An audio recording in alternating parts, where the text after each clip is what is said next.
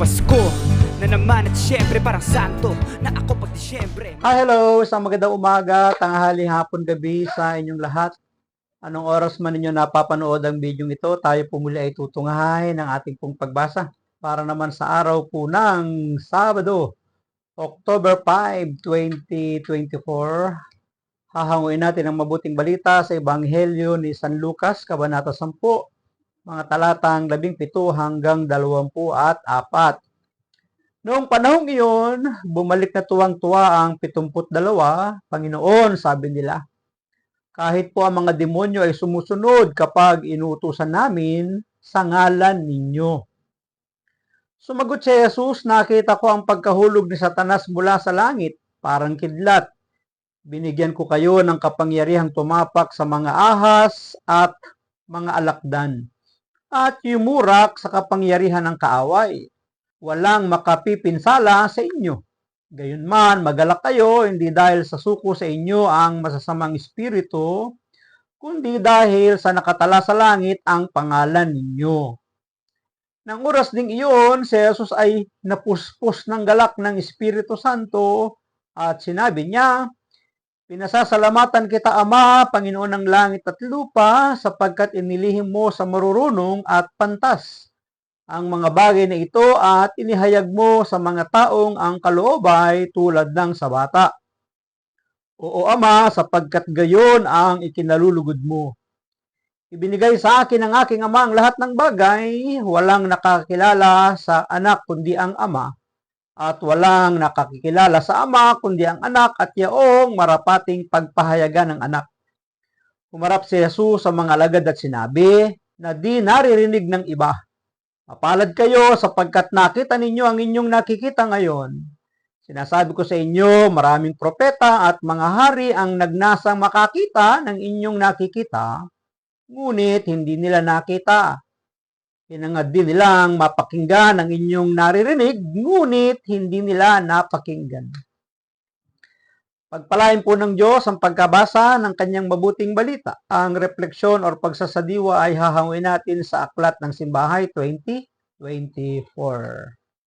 Mapalad kayo sapagkat nakita ninyo ang inyong nakikita ngayon.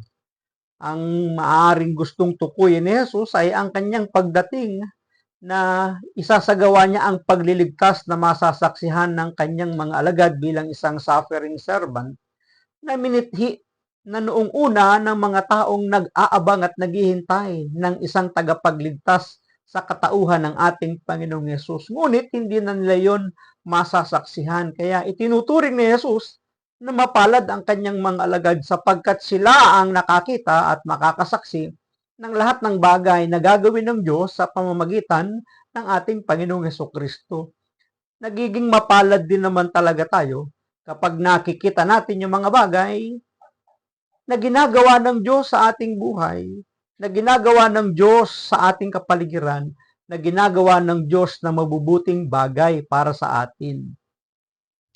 Nakikigalak si Jesus sa kanyang mga alagad dahil sa kanilang matagumpay na misyon, sa kanilang kapangyarihang lupigin ang masasamang espiritu.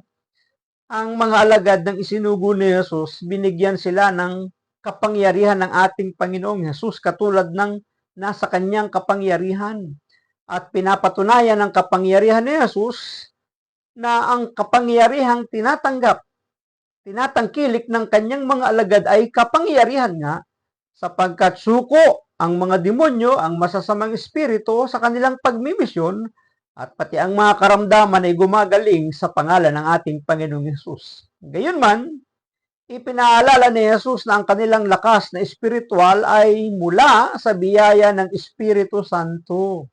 Kaya nga mahalaga na lagi pa rin nilang maipairal ang kababaang loob, diwa ng pagkakapatiran at pagmamahalan sa bawat isa, sa kanilang kapwa at sa Diyos. Gaya nga ng isinasaad sa Epeso, Kabanata 5, talatang 18 hanggang 20. Punuin ninyo ng Espiritu ang inyong sarili, mag-uusap-usap kayo sa mga salmo, mga papuri at awiting espiritual. Mag-awitan kayo at ipagbunyi ang Panginoon ng buo ninyong puso at laging magpasalamat sa Diyos Ama para sa lahat ng bagay sa ngalan ng ating Panginoong Hesu Kristo. Tahimik tayo na maupo sa isang kaaya-ayang lugar at matamang tutukan ang isang bagay na nakakatawag pansin sa atin sa kanyang mga aral at sa kanyang mga salita.